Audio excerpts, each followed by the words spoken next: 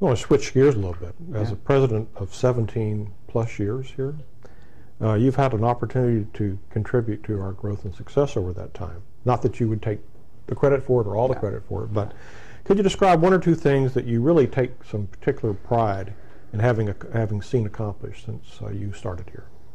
Yeah, there are all kinds of things. I think every time one of our students gets an award, or one of our faculty gets an award for excellence, or the college gets it recognized, I get really, really proud about that. But specifically, there are things I think, some of the programs we've done, the College Academy program at Central, are the Endowed Teaching Chair program for our faculty are just wonderful things. I think the partnership with FAU that produced this facility downtown and has produced some really good things for Broward County and for this college, I think are great. Some of our other partnerships with the city of Pembroke Pines and with the library system, and some of those are really good things. They link us to very important other areas of government or in terms of influence in this county. Well, as you say too, with those partnerships comes complexity.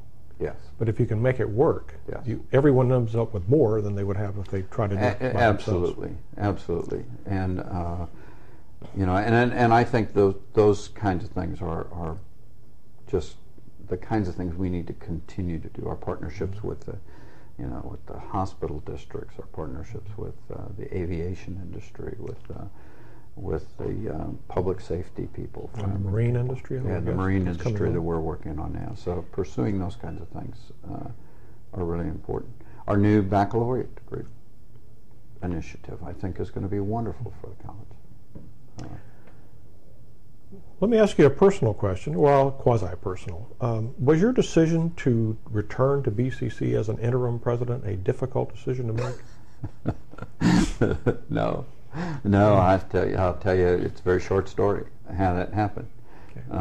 My wife and I had just finished a hike in the Grand Canyon, and we're getting in the car and driving east toward Louisiana, where our grandchildren were.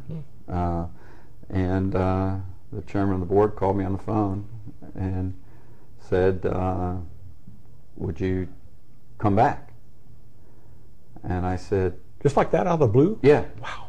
And I said, sure. And he said, okay, and hung up. and so I turned to my wife and I said, well, here's what's going to happen. And she said, well, you didn't even ask me. And I said, well, yeah, I knew what you'd say, though. Sign of a strong marriage. Yeah, so anyway. Yeah, no, it wasn't a hard decision at all. I had some inkling because of some of the things that had gone on and I'd heard about. I was still in touch with some of the folks back here. So it wasn't totally out of my mind. Didn't know whether it would happen the way it happened, but I knew the board's choices were limited in terms of trying to find somebody who could actually come in and do something during this interim period. I mean, someone from the outside would be very difficult to do, and somebody from the inside, frankly, would be hard for them too, because they're too much a part of what was going on at the time. And they needed somebody who was outside but inside, and there aren't too many of those people since I've been around for 17 years. So. Well, speaking of doing something, what did you set out to achieve when you stepped back into the role of president?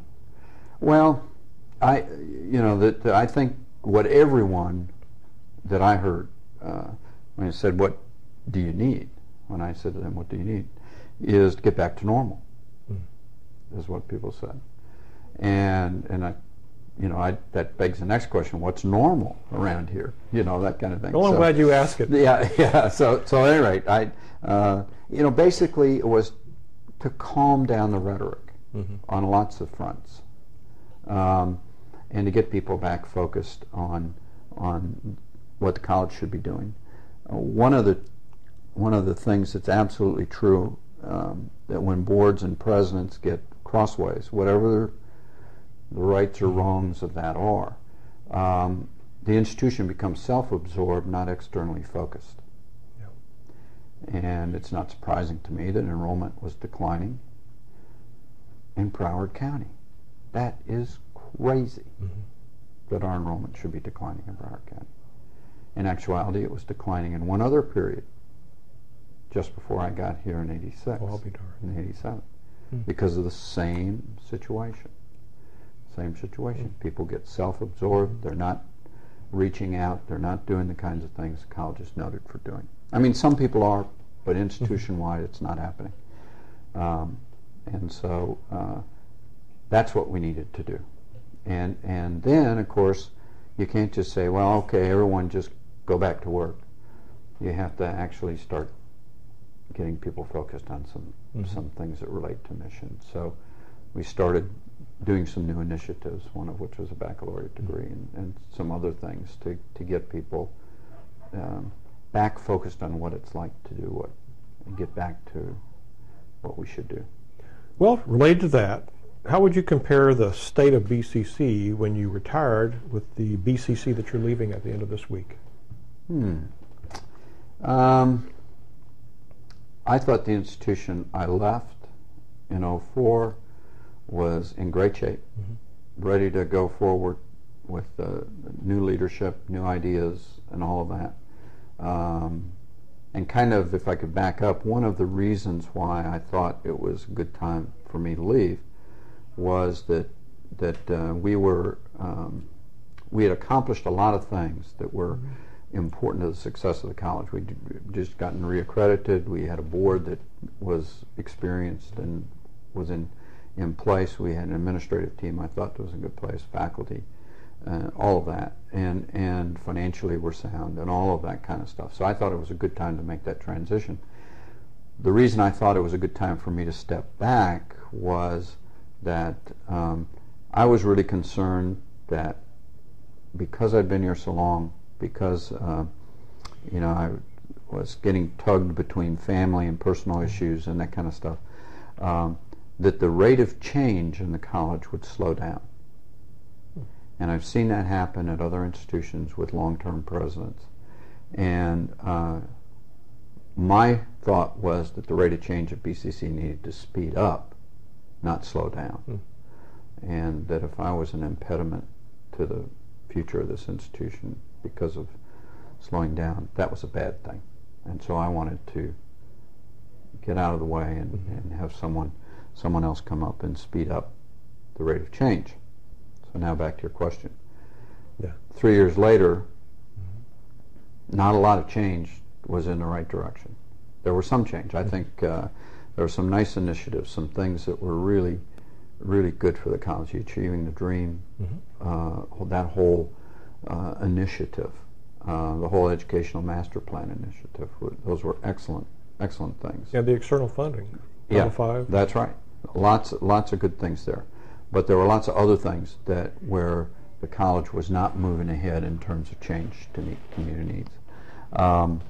So now I think the institution is kind of back on that track, but in better shape than it was in '04 because of some of the good things that happened in the interim, the Achieving the Dream, the trio, and some other things that we're doing. The educational technology. Funny you should mention that. Yeah, I know. And technology in general, by the way. Really some really good strides there. But the challenge is still there. The rate of change needs to increase, not decrease. And I am hopeful that David Armstrong will bring that kind of awaken, if you will, that kind of reaction within the institution, because I think that's where our future utility to the welfare of Broward County is.